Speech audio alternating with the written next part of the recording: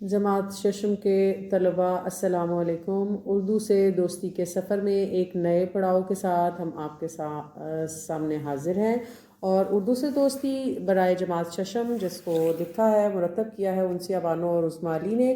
آج ہم کرنے جا رہے ہیں اپنا اگلا سبق۔ سب سے پہلے بڑھتے ہیں ہم فہرست کی جانب، اور فہرست میں سب سے پہلے بچوں آپ آئیں گے سبق نمبر 10 پر۔ جو آخری سبق ہم نے کیا وہ جائزہ تھا، جو کہ 9 اسباق کے بعد آیا، اور آج ہم کرنے جا رہے ہیں سبق نمبر 10 جس کا عنوان ہے ایک شاعر ایک سوچ۔ ایک شاعر ایک سوچ، جو کہ صفحہ نمبر 41 پر ہے۔ سبق نمبر 10 اور سبق کا عنوان ہے ایک شاعر ایک سوچ، اور صفحہ نمبر 41۔ محترم اساتذہ کرام اور میرے عزیز طلباء، سبق نمبر 10 ایک شاعر ایک سوچ۔ حاصلات تعلم کا پڑھنا اساتذہ کرام، میرے محترم اساتذہ کرام، آپ کے لیے بہت ضروری ہے کہ آپ اپنا سبق شروع کرنے سے پہلے ایک روز قبل یا ایک ہفتہ پہلے جب بھی آپ اپنی لیسن پلاننگ کریں تو آپ حاصلات تعلم کا بغور جائزہ لیں، اور بچوں سے پہلے اساتذہ کا حاصلات تعلم کو سمجھنا اور ان کی اہمیت کو جاننا بہت ضروری ہے۔ حاصلات تعلم کا احاطہ کیے بغیر آپ کبھی بھی اس سبق کے تمام جو آبجیکٹیوز ہیں ان کو پڑھانے کے پیچھے جو محرکات ہیں ان کو مکمل طور پر آپ نہیں سمجھ سکیں گے، اور بچوں کے آپ کی کمرہ جماعت میں بھی آپ کو مطلوبہ نتائج نہیں ملیں گے اگر آپ حاصلات تعلم کا تفصیلی جائزہ نہیں لے رہے ہیں۔ تو سب سے پہلے اساتذہ کرام موضوع کے، اور اگر آپ طالب علم ہیں تو آپ اس لیکچر کے اس پارٹ کو سکپ کر سکتے ہیں بچوں، اور اگر آپ ایک استاد ہیں یا آپ والدہ ہیں اور گھر پر بیٹھے یہ ایک شاعر اور ایک سوچ برائے جماعت ششم کا سبق نمبر 10 میرے ساتھ پڑھنے جا رہے ہیں تو حاصلات تعلم کو بغور سنیے۔ موضوع کے تحت استحسانی اور تنقیدی گفتگو کر سکیں۔ تو استحسانی کا مطلب بچوں میرے محترم اساتذہ کرام عمدہ، پسندیدہ یا تعریف کے قابل گفتگو کر سکیں۔ اپریسیشن، موضوع کوئی بھی موضوع اگر طلباء کو دیا جائے تو وہ اس کے بارے میں عمدہ گفتگو کرنے کے قابل ہو سکیں۔ نظم و نثر کو منشا و مقصد کے حوالے سے درست تلفظ اور روانی سے پڑھ سکیں۔ نظم اور نثر، پروز اور پوئٹری دونوں کا فرق معلوم کر سکیں اور دونوں کو درست تلفظ اور روانی سے پڑھ سکیں، اور بچوں کا تلفظ بہتر ہو سکے۔ تشبیہ کو پہچان کر استعمال کریں۔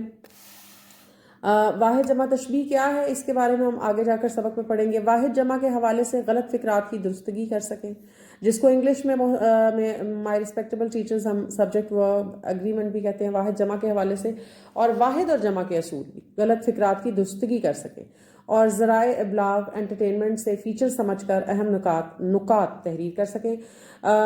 اساتذہ کرام، ہر لمحہ اپنی چیزوں کو درست کرنے کا اور صحیح کرنے کا موقع ہر وقت ہمارے پاس موجود ہوتا ہے، اور بچوں کی طرح اساتذہ کرام ہم بڑے بھی ہر وقت سیکھ رہے ہوتے ہیں، اور دیر از نو شیم in learning all the time. املا کو صحت اور رفتار کے ساتھ تحریر کر سکیں، درخواست لکھ سکیں، اپلیکیشن لکھ سکیں۔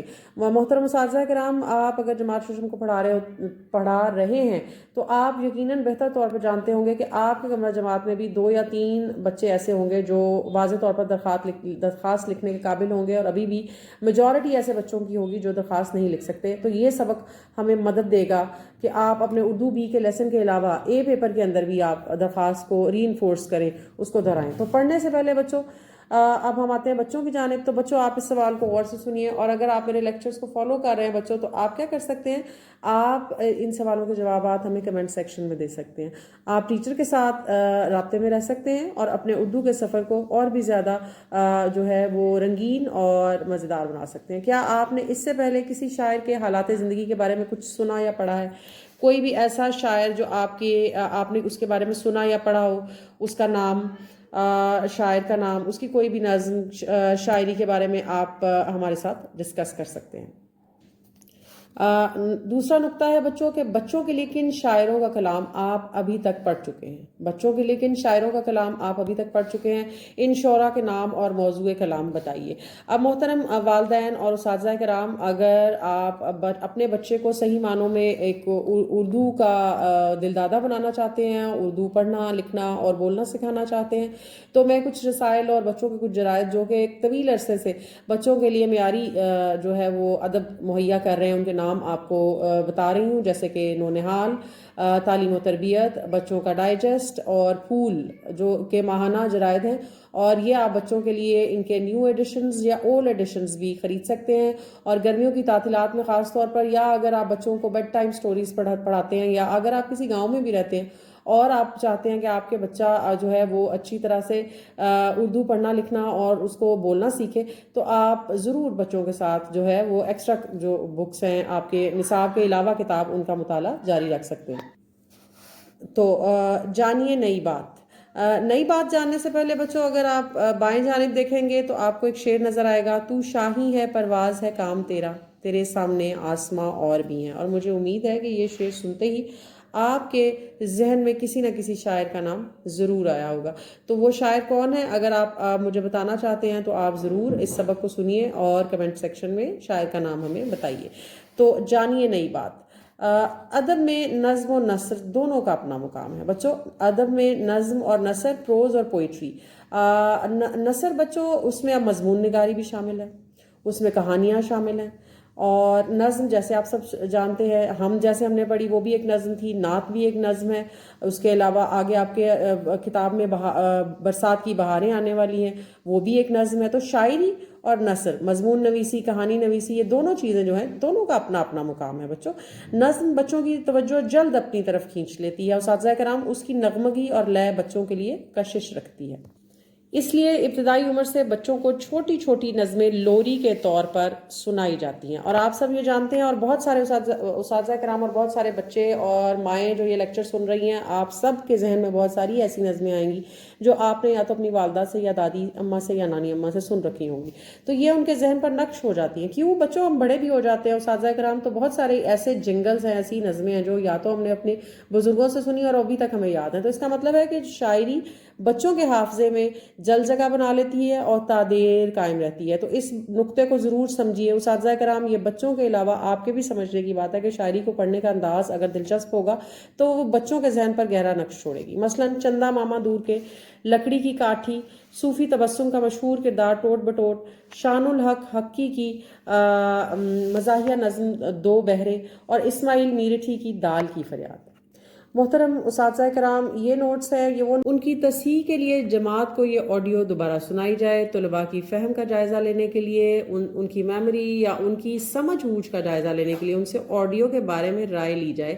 طلباء کو آڈیو سنانے کے بعد اس سے متعلق ورک شیٹ بھی دی جا سکتی ہیں. یہ کچھ ایکٹیویٹیز ہیں جو اساتذہ کرام شاعری پڑھتے ہوئے آپ کے لیے مددگار ہو سکتی ہیں. صرف اپنے سبق کو کمرہ جماعت میں ڈیلیور کرنا اور نتائج کی پرواہ کیے بغیر آگے بڑھ جانا ایک بہت ہی بڑی نیگلیجنس ہے جو کہ ہم اساتذہ کرتے ہیں، اور اس کو نہیں کرنا چاہیے. کمرہ جماعت میں داخل ہوتے ہوئے اساتذہ تشبیہی کلمات ادا کریں. مثلا میں گھر سے نکلی تو ایک ماں اپنے بچے کو روٹی کا ٹکڑا دیتے ہوئے کہہ رہی تھی کہ تو میرا چاند سا بیٹا ہے، تھوڑی سی روٹی کھا لے. طلباء سے پوچھیں کہ آپ نے کبھی کسی ماں کے منہ سے جملہ سنا ہے؟ پھر طلباء سے پوچھیں کہ چاند کی کیا خصوصیات ہے. طلباء کے جواب سے بات آگے بڑھائیں کہ جب ہم کسی چیز کا دوسری چیز سے موازنہ کرتے ہیں تو در حقیقت ہم ان چیزوں کی صفات کا موازنہ کر رہے ہیں. چاند روشنی دیتا ہے، دل کو ٹھنڈک دیتا ہے، اور اس طرح ایک بچہ ماں کے دل کی ٹھنڈک ہوتا ہے. طلباء کو چند اور تشبیہات بتائیں اور انہیں جملوں میں استعمال کروائیں. محترم اساتذہ کرام اور جو ایکیڈیمک ہیڈز ہیں، خاص طور پر جو اپنے کسی بھی ادارے کے اندر ایکیڈیمکس کو ہیڈ کرتے ہیں، آپ کے لیے میرا ایک بہت ہی ہمبل سا اور پیارا سا سجیشن ہے کہ جب آپ اپنی سبجیکٹ کی کاؤنسلنگ یا میٹنگز کرتے ہیں ویکلی، تو آپ تمام اساتذہ کرام کو دائرے کی شکل میں اپنے آفس میں بٹھائیے اور ان کو بتائیے کہ وہ، اور ان کو نصیحت کیجیے کہ وہ اپنے جو اگلے ہفتے کے تمام ٹائٹلز ہیں، ٹاپکس ہیں، وہ اپنے ایک دوسرے کے ساتھ ڈسکس کریں، ان کو ایکسچینج کریں. اور اپنے موضوعات کو انٹیگریٹ کریں. انٹیگریٹ کرنا مطلب ایک دوسرے کے ساتھ ملتے جلتے جو موضوعات ہیں، جیسے انگلش اور اردو کے ٹیچرز اگر اپنے لیسنس کو کولیب کر لیں گے، ان کو جوائن کر لیں گے، تو بچوں کو وہ کانسیپٹ سمجھانے میں بہت ہی زیادہ جو ہے وہ مدد ملے گی. تشبیہات، شیر جیسا بہادر، فولاد جیسا مضبوط. اگر کوئی انگلش کا ٹیچر یہ لیسن سن رہا ہے تو وہ میری بات ضرور سمجھے گا. When you do metaphors and similes and when you do, اب اردو میں جب آپ کریں گے استعارہ اور تشبیہ، تو یہ چیزیں آپ کو ایک دوسرے کے ساتھ کمپیریزن کر کے بچے کو آپ جو کانسیپٹ ہے اس کو سمجھانے میں آپ مدد کر سکتے ہیں. شیر جیسا بہادر، فولاد جیسا مضبوط، چیتے جیسا خونخوار، برف جیسا ٹھنڈا. طلباء میں غلط فکرات کی ورک شیٹ دیں اور کاپی پر ان کی درستگی کروائیں. اساتذہ کرام، تختہ تحریر، آپ کا بلیک بورڈ، وائٹ بورڈ یا کوئی بھی بورڈ جو آپ استعمال کر رہے ہیں، درخواست کا نمونہ تیار کریں. درخواست کے اہم اجزاء مخاطب، ادارہ، پتہ، القاب، یہ کی کانٹینٹس ہیں لیٹر رائٹنگ کے. مخاطب، ادارہ، پتہ، القاب اور اختتام پر بات کریں. طلباء کو بتائیے کہ اپنے مسائل کے حل کے لیے متعلقہ ادارے کے منتظم اعلیٰ کو درخواست لکھ کر اپنے مسئلے کی نشاندہی کی جاتی ہے اور اس کا حل تجویز کیا جاتا ہے. طلباء سے گروہ میں فیس معافی کی درخواست لکھائیں اور ایک دوسرے گروہ میں تبدیل کرائیں. اصلاح و تجاویز کے بعد یہ درخواستیں اصل گروہ کو واپس دلوائیں. گروہ ان تجاویز اور اصلاحات کے بعد اپنا کام صاف لکھ کر جماعت میں لگائے. محترم اساتذہ کرام، آپ اپنے نوٹس برائے اساتذہ کرام کو تفصیل سے پڑھیں. ایک بار اس کی سرفس ریڈنگ کریں، دوبارہ سے گھر جا کے اس کو پڑھیں. اپنی جو سبجیکٹ میٹنگ ہے، آپ کی جو ویکلی میٹنگز ہیں، جب اس میں آپ لیسن پلان کرتے ہیں، آپ کی لیسن پلان میٹنگز ہیں، اس میں ڈسکس کریں. اپنے سینئر ٹیچرز کے ساتھ بیٹھیں، ان کے ساتھ بات کریں اور برائے اساتذہ کرام جتنے بھی نکات ہیں ان کو تفصیل سے سمجھیں، ان کی اہمیت کو سمجھیں اور دیکھیں کہ یہ آپ کے لیے کسی میجک اسپیل سے کم نہیں ہے. اگر آپ ان کو فالو کرتے ہیں تو آپ بچوں کی زندگیاں، بچوں کی جو تعلیمی کارکردگی ہے اس کو بے حد بہتر بنا سکتے ہیں. عزیز طلباء، ایک شاعر ایک سوچ آپ کا سبق، اور آپ کے اسی سبق پر صفحے کی بائیں جانب لکھا ہے تلفظ سیکھیے بچوں. بیاض آپ کا پہلا لفظ، شغل، نکمی، چکنی اور چپڑی، یہ 5 الفاظ ہیں جو آپ کا تلفظ درست کرنے کے لیے دیے گئے ہیں. میں دہرا رہی ہوں آپ کے الفاظ کو: بیاض، شغل، نکمی، چکنی اور چپڑی. اور ایک شاعر اور ایک سوچ سبق کی پڑھائی اب آپ میرے ساتھ شروع کریں گے. اور میری آپ سے درخواست ہے کہ اپنی کتاب کو اپنے سامنے رکھیے، ہمیشہ روشن اور ہوادار جگہ پر بیٹھ کے پڑھیے. محترم اساتذہ کرام، آپ کا کمرہ جماعت ہوادار ہونا چاہیے، اور اگر سردی کا موسم ہے تو اس کو بچوں کے لیے اس کا ٹیمپریچر جو ہے وہ وارم ہونا چاہیے. ماحول بچے کی سیکھنے کی جو صلاحیت ہے اس پر براہ راست جو ہے وہ اثر رکھتا ہے. تو ایک شاعر ایک سوچ بچوں. اب آپ اردو کے طلباء ہیں اور آپ جب یہ لیکچر دیکھیں تو میں نہیں جانتی ہوں کہ اس روز کیا دن یا کیا تاریخ ہوگی، لیکن ایک اہم بات جو میں آپ سب بچوں کو بتانا چاہتی ہوں بچوں کہ آپ ہمیشہ جب اپنے کتاب پر اپنا سبق شروع کریں تو آپ سب سے پہلے اپنا ڈے اینڈ ڈیٹ، دن تاریخ ضرور نوٹ کریں. جیسے ہم فرض کر لیتے ہیں کہ آج جو ہے وہ بدھ کا دن ہے. ہم فرض کر لیتے ہیں بچوں یہ دن مختلف بھی ہو سکتا ہے، تو آپ دن لکھ سکتے ہیں بچوں یہاں پر. ابھی ہم دن کے ساتھ آغاز کریں گے، لیکن جیسے جیسے ہم آگے جائیں گے بچوں ہم اس جو اب ہماری لانگ ڈیٹ ہے اردو میں، ہم اس کو تفصیل سے لکھنا سیکھیں گے. بدھ ہے، اور بچوں آپ فرض کیجئے کہ آج 14 تاریخ ہے، اور پھر سے حروف میں گنتی لکھنا سیکھیے. بدھ ہے اور 14 تاریخ ہے، اور مہینہ آپ اس کو فرض کر سکتے ہیں کہ یہ جون کا مہینہ ہے. یہ ایک فرضی تاریخ ہے بچوں، اور سال ہے 2026.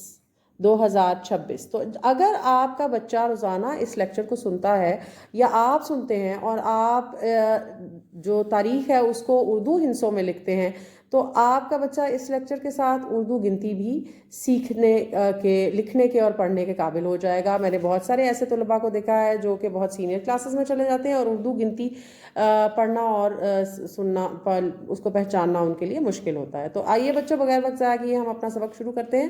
معلمہ شاہین ظفر نے، معلمہ استانی صاحبہ نے جماعت ہفتم کی طالبات کو اپنی کاپیاں اور قلم لے کر کتب خانے میں آنے کی ہدایت دی۔ کتب خانہ جیسے لائبریری، وہاں پہنچ کر طالبات میز کے گرد خاموشی سے بیٹھ گئیں۔ معلمہ، اچھا اب بچوں جب بھی ہم سبق شروع کرتے ہیں تو یہ شاعری نہیں ہے، یہ نظم نہیں ہے، نثر ہے۔ تو اب جب آغاز ہوتا ہے اس نثر کا تو یہ ہمیں مکالمہ کی صورت میں ملتا ہے۔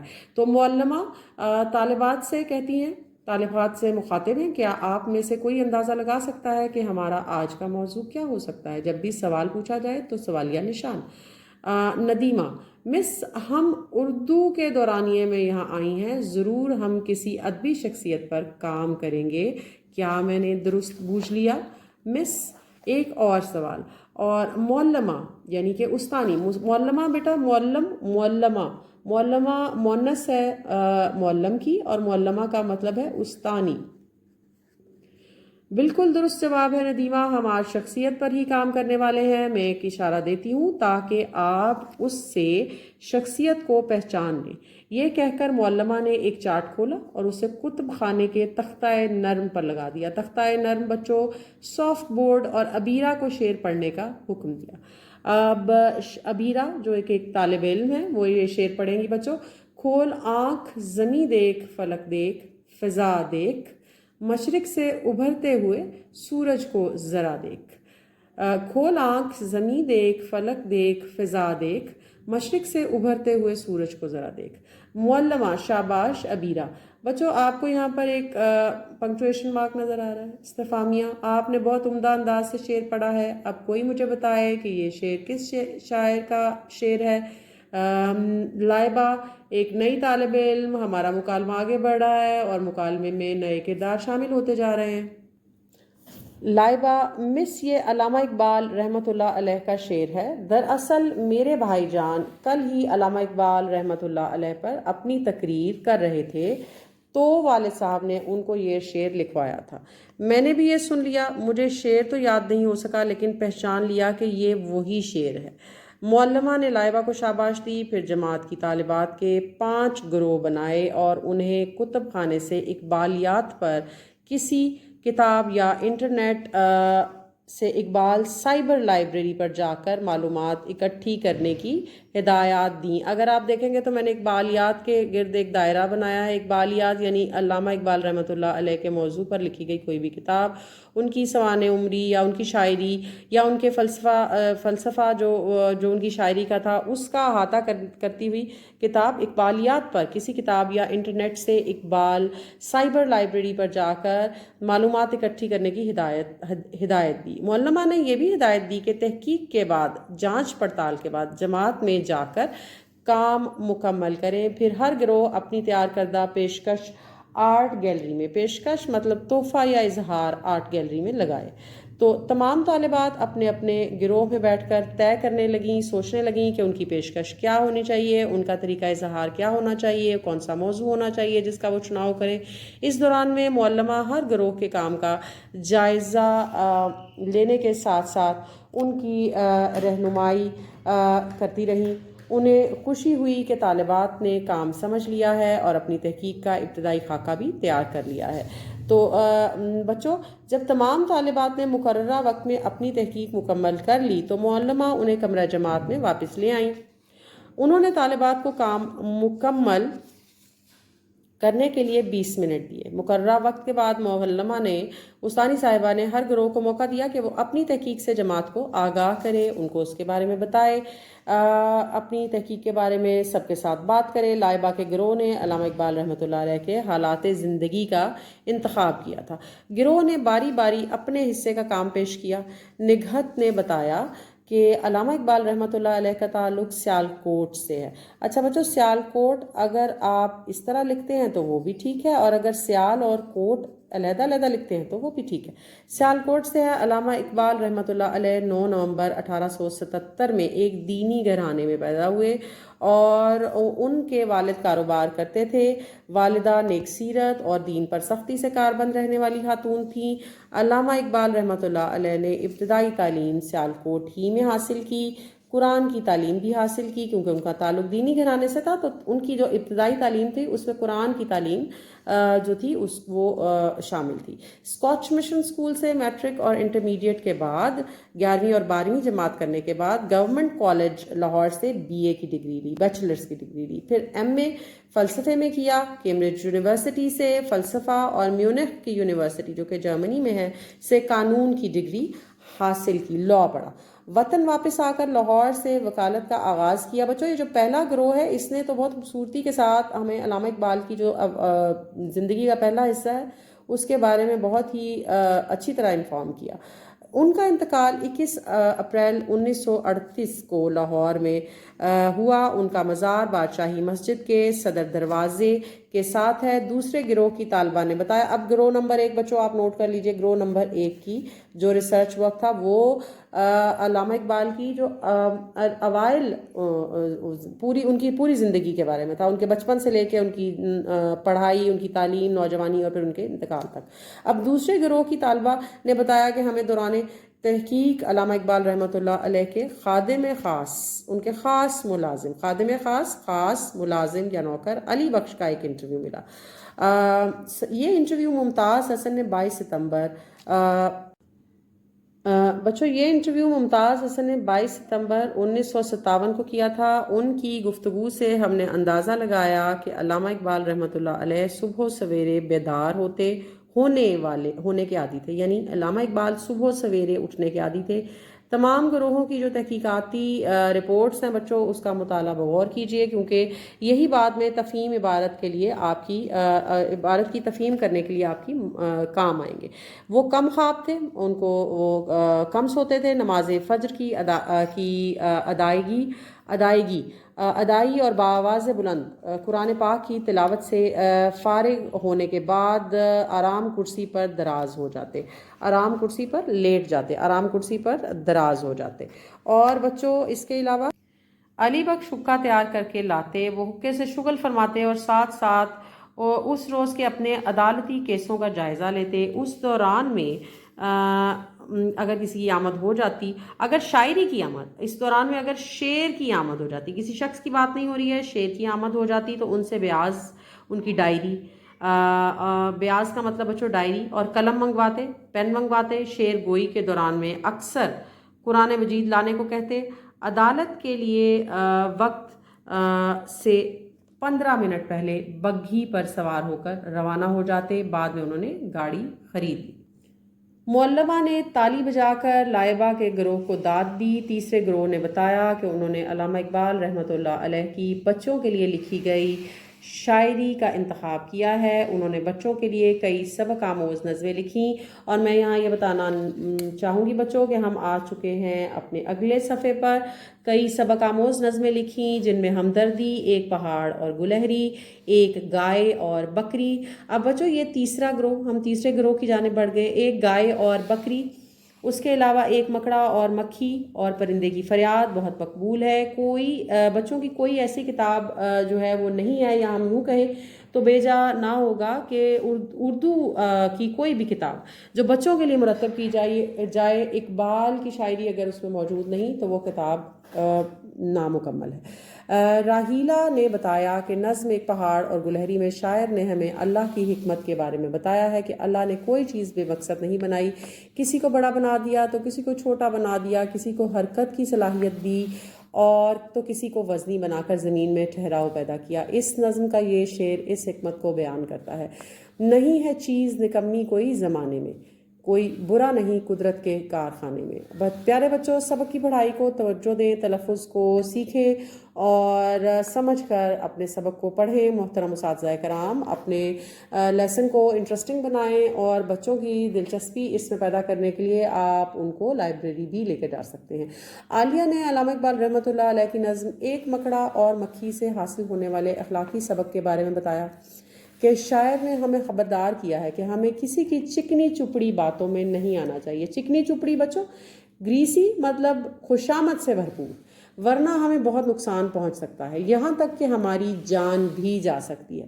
جو لوگ بلا وجہ کسی کی تعریف کرتے ہیں اس میں ان کا اپنا مفاد، فائدہ پوشیدہ ہوتا ہے، چھپا ہوتا ہے۔ اگر بلا وجہ کوئی آپ کی تعریف کر رہا ہے تو جان لیجئے کہ اس کے پیچھے ضرور کوئی مقصد پوشیدہ ہے۔ ان اشعار سے مکڑے کی اصلیت واضح ہو جاتی ہے۔ اگر ہم پوری نظم پڑھیں تو پتہ چلتا ہے کہ جیسے ہی مکھی نے اس کی خوشامد سے متاثر ہو کر مکڑے کے گھر میں قدم رکھا، مکڑے نے جھپٹ کر اسے دبوچ لیا اور چٹ کر گیا۔ اس نظم سے یہ سبق ملتا ہے کہ ہمیں کسی کے جھانسے میں نہیں آنا چاہیے، اپنی عقل سے کام لینا چاہیے۔ تمام گروہوں نے بے حد دلچسپ جو ہے وہ ریسرچ ورک کیا، اور اس پورے سبق کے اندر جو ہے ایک شاعر اور اس کی سوچ کو بہت خوبصورتی کے ساتھ پیش کیا گیا ہے۔ چوتھا گروہ بچوں، گروہ نے بتایا کہ ہمارے گروہ نے علامہ اقبال رحمۃ اللہ علیہ کے تصور شاہین پر کام کیا۔ جیسا کہ ہم جانتے ہیں کہ علامہ اقبال کی تمام شاعری اہم موضوعات کے گرد گھومتی ہے، لیکن ان کا مرکز نگاہ نوجوان ہی تھے۔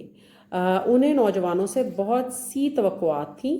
انہوں نے نوجوانوں کو شاہین سے تشبیہ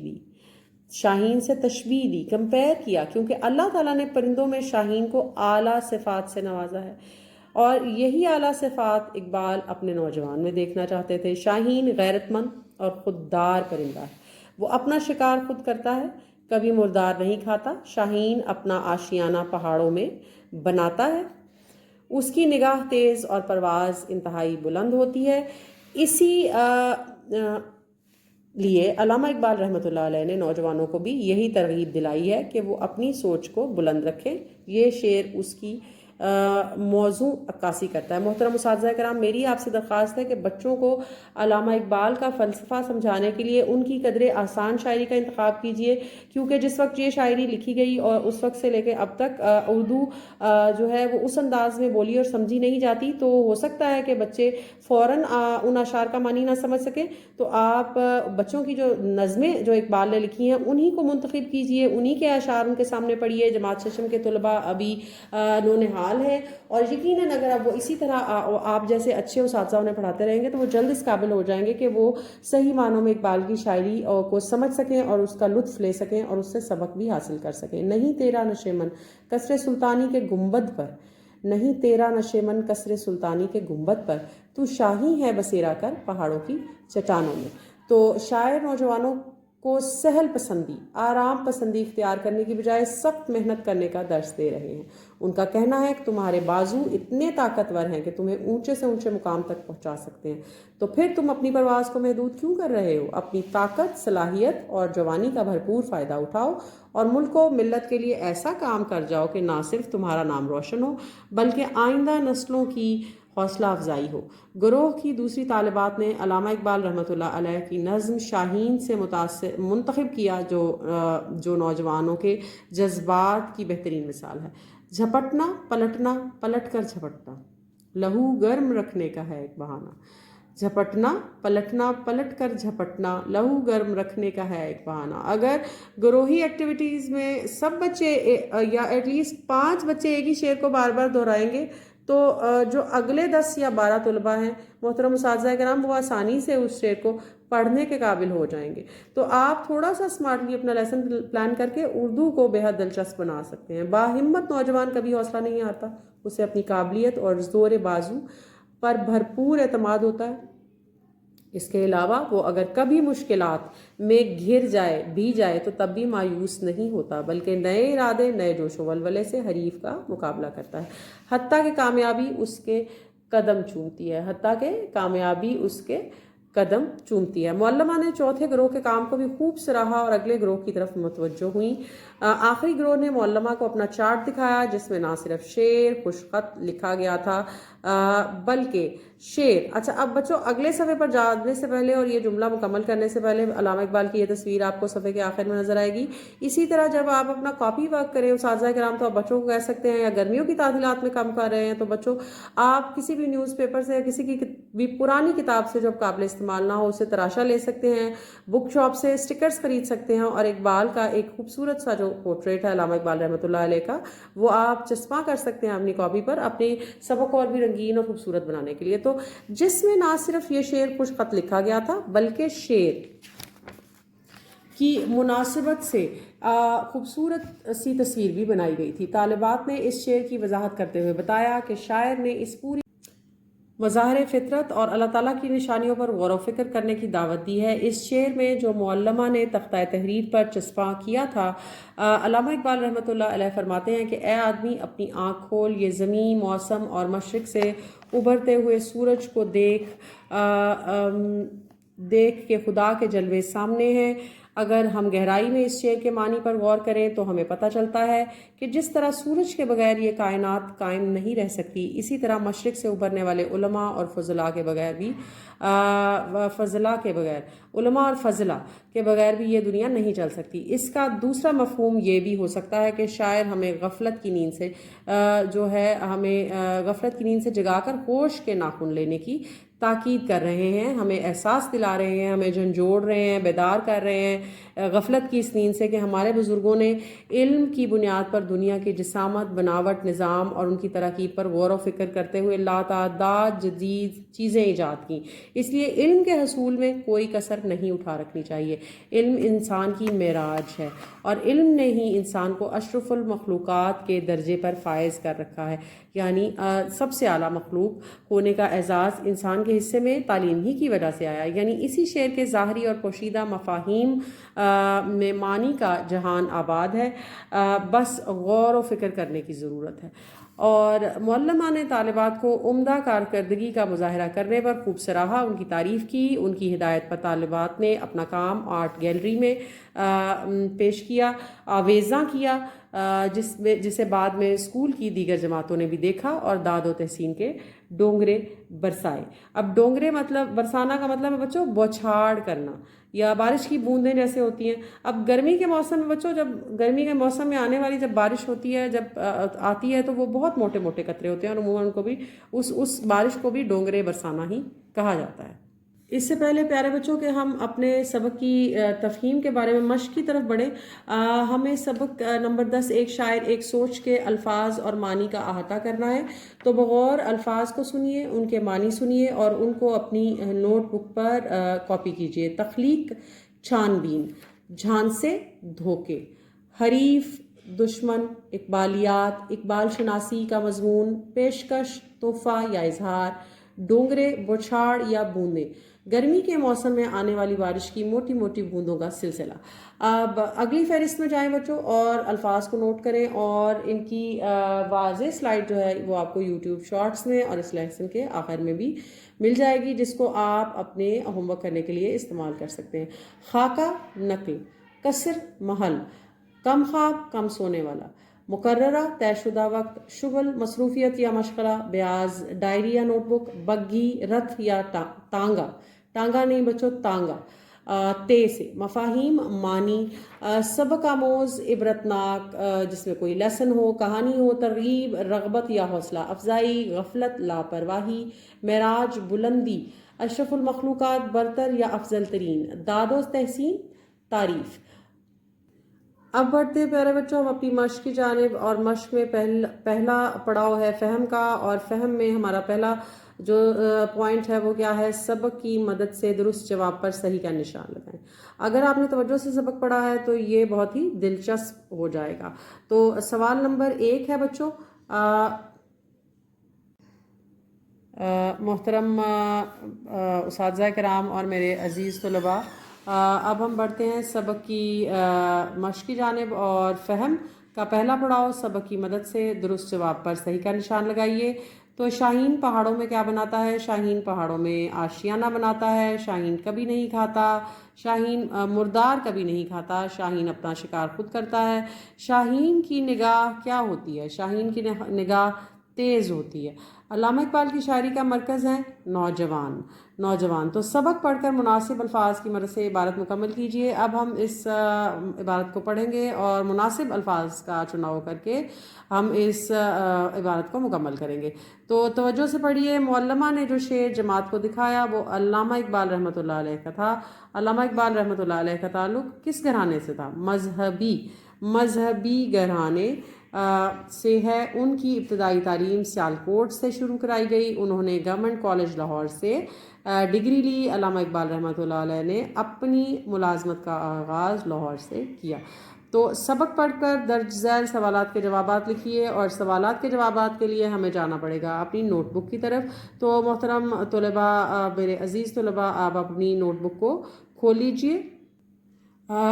سوال نمبر 1 بچوں، علامہ اقبال رحمۃ اللہ علیہ دن کا آغاز کیسے کیا کرتے تھے؟ بہت ہی دلچسپ سوال، اور گروہ نمبر 1 کی جو تحقیقاتی رپورٹ تھی اس کے مطابق ہم اس سوال کا جواب جو ہے وہ تفہیم اور عبارت کی صورت میں لکھیں گے۔ جواب سبق میں موجود علامہ اقبال رحمۃ اللہ علیہ کے ملازم خاص علی بخش کی گفتگو سے اس بات کا بخوبی اندازہ ہوتا ہے کہ آپ دن کا آغاز کیسے کرتے تھے۔ تو علامہ اقبال صبح خیزی کے عادی تھے۔ علامہ اقبال صبح سویرے بیدار ہونے کے عادی تھے۔ وہ کم خواب تھے۔ بآواز بلند قرآن مجید کی تلاوت سے فارغ ہونے کے بعد آرام کرسی پر دراز ہو جاتے، حقے سے شغل فرماتے، عدالتی کیسوں کا جائزہ لیتے، کیونکہ آپ ایک وکیل تھے پیشے کے اعتبار سے، اور اگر اس دوران آمد ہوتی تو اشعار بھی لکھتے اور اپنی بیاض بھی منگوا لیتے۔ سوال نمبر 2 ہے بچوں، علامہ اقبال شاعری کے دوران میں علی بخش سے کیا چیز طلب کرتے تھے اور کیوں؟ شعر کی آمد ہو جاتی اگر صبح کے وقت تو اقبال کیا کرتے؟ گروہ نمبر 1 کی جو تحقیقاتی رپورٹ تھی اس کے مطابق بچوں ان سے علی بخش سے اپنی بیاض اور قلم منگواتے۔ شعر گوئی کے دوران میں اکثر قرآن مجید لانے کے لیے کہتے۔ شعر گوئی کے دوران بیاض اور قلم کے علاوہ جو دوسری چیز وہ اکثر منگوانے کے لیے علی بخش سے کہتے وہ قرآن مجید تھی۔ تو اب ہم بڑھتے ہیں اپنے سوال نمبر 3 کی طرف۔ علامہ اقبال نے بچوں کو اپنی شاعری کے ذریعے کیا پیغام دیا؟ تو مختصراً اگر ہم جواب لکھیں گے تو بچوں، علامہ اقبال نے بچوں کے لیے سبق آموز شاعری کی۔ انہوں نے اپنی شاعری کے ذریعے اس حکمت کو بیان کیا کہ اللہ نے کوئی چیز بے مقصد نہیں بنائی۔ اقبال نے بچوں کو نصیحت کی، ان کو سمجھایا کہ خوشامد جیسے جھانسے سے بچیں اور اپنی عقل سے کام لیں۔ سوال نمبر 4 پیارے بچوں، علامہ اقبال نوجوانوں میں کیا صفات دیکھنا چاہتے تھے اور کیوں؟ تو پیارے بچوں، علامہ اقبال نوجوانوں میں غیرت مندی، خودداری، بلند پروازی، اعلیٰ سوچ، بصیرت، سخت کوشی اور خود اعتمادی جیسی صفات دیکھنا چاہتے تھے۔ مختصراً یہ کہ علامہ اقبال نوجوانوں کو خوددار، بلند پرواز اور اپنی صلاحیتوں پر بھروسہ کرنے والا دیکھنا چاہتے تھے، جو مشکل وقت میں مایوس ہونے کی بجائے نئے جوش و جذبے سے آگے بڑھے۔ پیارے بچوں، اب بڑھتے ہیں ہم اپنے اگلے صفحے پر۔ صفحہ کھولیے اور لفظوں سے کھیلیے، اور سب سے پہلا لفظ جس سے آج ہم جو ہے وہ واقفیت حاصل کریں گے وہ ہیں تشبیہات۔ درست تشبیہ کی مدد سے جملہ مکمل کیجیے۔ اب یہاں پر آپ درست تشبیہ جو ہے اس کے ساتھ اس جملے کو مکمل کریں گے۔ تو جو الفاظ دیے گئے ہیں بچوں، سب سے پہلے تشبیہات دی گئی ہیں، ان میں شامل ہے سخی، روشن، نازک، کمزور اور گرگٹ۔ ہمارا پہلا جملہ ہے بچوں جس کو ہم مکمل کریں گے وہ ہے کہ اس کی دوستی کچے دھاگے کی طرح کمزور ہے۔ کچے دھاگے کی طرح کمزور ہے۔ سچ دن کی طرح کیا ہوتا ہے بچوں؟ روشن ہوتا ہے۔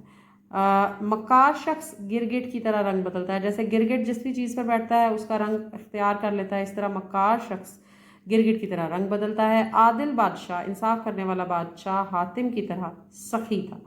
میری چھوٹی بہن پھولوں کی طرح نازک ہے۔ تو بہن کی نزاکت کو پھول کی نزاکت کے ساتھ جو ہے وہ ملایا گیا ہے، تشبیہ دی گئی ہے۔ آگے بڑھتے ہیں بچوں قواعد کی جانب۔ تو سوال نمبر 5 میں درج ذیل جملوں میں اغلاط، غلطیوں کی نشاندہی کر کے، غلط کی جمع اغلاط کی نشاندہی کر کے درست جملہ کاپی میں لکھیے۔ تو ہم یہ ورک بک پر کریں گے، بک پہ نوٹس لیں گے، لیکن بچوں آپ کو میں نصیحت کروں گی کہ آپ یہ سبق اس کی دہرائی کے ساتھ اپنی نوٹ بک پر ضرور کیجیے۔ نمبر 1، میری بہن اور ان کی سہیلیاں مینا بازار گئی تھی۔ میری بہن اور ان کی سہیلیاں مینا بازار گئی تھی نہیں تھیں، کیونکہ وہ ایک سے زیادہ تھی۔ اس اخبار کی اطلاعات درست نکلی۔ اطلاع کی جمع تو جمع ہے تو نکلیں۔ کل کی دعوت میں میرا بھائی اور ابا جان کا دوست آیا تھا نہیں بچوں، وہ دعوت میں آنے والے لوگ واحد نہیں جمع تھے، ایک سے زیادہ تھے تو آئے تھے۔ ان کی حالات روز بروز بگڑتی جا رہی ہے۔ ان کی حالت روز بروز بگڑتی جا رہی ہے۔ بچوں کچھ الفاظ ایسے ہوتے ہیں جن پر اعراب لگانا بہت ضروری ہو جاتا ہے ان کو پڑھنے کے لیے۔ تو ان یا ان کی حالت روز بروز بگڑتی جا رہی ہے۔ بزرگوں کا قول ہے، بزرگوں کا کہنا ہے کہ ہمیں مشکلاتوں میں گھبرانا نہیں چاہیے، مشکلاتوں میں نہیں بچوں، مشکلات میں گھبرانا نہیں چاہیے، ہمیں مشکلات میں گھبرانا نہیں چاہیے، یا مشکل میں ہمیں مشکل میں گھبرانا نہیں چاہیے۔ آج کل 10 روپوں میں کیا آئے گا، آج کل 10 روپے میں کیا آئے گا، آج کل 10 روپے میں کیا آئے گا۔ تو سبق درست تلفظ روانی سے ہم پڑھ چکے ہیں، اپنے پسندیدہ نکات خط زد کر چکے ہیں، اپنے دوست کے ساتھ اس کا تبادلہ خیال آپ کر سکتے ہیں جب آپ اس کو کمرہ جماعت میں پڑھیں۔ سوال نمبر 7، اگر میں شاعر یا شاعرہ ہوتی تو اس موضوع پر 200 الفاظ پر مشتمل مضمون لکھیے، اور یہ صریحاً ایک تخلیقی لکھائی کے لیے یہ دیا گیا ہے، لیکن پھر بھی برائے اساتذہ کرام میں نے جو نوٹس اٹیچ کیے ہیں اپنے لیسن کے آخر میں نے 200 الفاظ پر مشتمل آپ کے لیے ایک مضمون وہاں پر دیا ہے، برائے مہربانی اس کو پڑھیے اور طلباء کو ایک ماڈل مضمون کے، ایک نمونے کے مضمون کے طور پر پیش کیجئے۔ آپ اس کی فوٹو اسٹیٹ کاپی یا اگر آپ آن لائن کلاس لے رہے ہیں تو اس کا ایک امیج بھی آپ بچوں کو بھیج سکتے ہیں، تاکہ بچے نہ صرف اس کو پڑھیں بلکہ اس کو قلم بند کریں اپنی بیاض میں، اپنی ڈائری میں۔ سبق کے پہلے صفحے پر موجود مشکل الفاظ املا کے لیے تیار کیجئے، جیسے کہ ہم نے الفاظ مانی کی فہرست میں کیا۔ اپنی بیماری کی وجہ سے اسکول سے 2 دن کی رخصت کی درخواست دیجئے۔ تو پیارے بچوں، درخواست کا ایک بہت ہی خوبصورت سا اور سادہ نمونہ محترم اساتذہ کرام ہم نے اپنے لیکچر کے ساتھ اٹیچ کیا ہے، اس کو کلاس میں یا گھر میں با آواز بلند پڑھ کر بچے کو سنائیے اور اس کی مشق کیجئے، اور ہمیں اپنے جو آپ کا جو بھی فیڈ بیک ہے اس سے مطلع کیجئے اپنے کمنٹ سیکشن میں جا کے۔ مجھے امید ہے کہ ایک شاعر ایک سوچ نے آپ کو مدد دی ہوگی علامہ اقبال کی شاعری اور ان کی سوچ کے بارے میں جاننے کے لیے ہماری یہ کوشش کامیاب رہی ہوگی۔ اور میری آپ سے بھی درخواست ہے، جب بچوں سے بات کریں اساتذہ کرام تو اردو کے جملے جو ہیں وہ چھوٹے بنائیے، بچے جلدی سنیں اور جلدی سمجھیں۔ اور مجھے امید ہے کہ آج کا سبق بہت دلچسپ رہا ہوگا، اور جماعت ششم کے طلباء اس اردو کے سبق کو ہمارے ساتھ جاری رکھیے، اور ہم اپنے اگلے سبق کے ساتھ دوبارہ اپنی جماعت کو پھر سے شروع کریں گے۔ شکریہ۔